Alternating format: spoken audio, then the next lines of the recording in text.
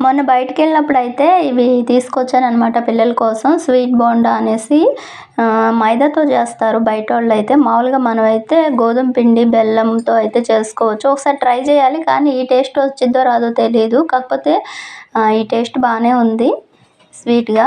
ఇక ఇక్కడికొచ్చేసి మా ఇంటి దగ్గరైతే మొక్కల చీరలయితే వచ్చాయి. పిల్లలకి లంగా జాకెట్లు అలాంటివి కుట్టించుకోవడానికి. ఇక పక్కింటి ఆంటీ వాళ్ళంతా తీసుకుంటుంటే నేను చూశాను కొన్ని చీరలు. మొక్కల చీరలు కొంచెం డ్యామేజీ ఉన్న చీరలు తక్కువ కాస్ట్‌గా 150 అలా అయితే. నేనైతే ఏం తీసుకోలేదు. జస్ట్ చూశానంతే. ఎందుకంటే ఇక్కడ పింక్‌లో ఏమి అంతగా నచ్చలేదు చీరలు. మిగతాయన్నీ బ్లూలో ఇలా అయితే ఉన్నాయి. ఇక్కడొచ్చేసి మా వాడు డ్రాయింగ్ అయితే గీస్తున్నాడనమాట చూడండి. మేకను భలే అయితే మేక, ఆవు గాని భలే గీశాడు ఇక్కడ. వాడివి చూపిరా అంటే జస్ట్ అప్పుడప్పుడు గీస్తూ ఉంటాడు.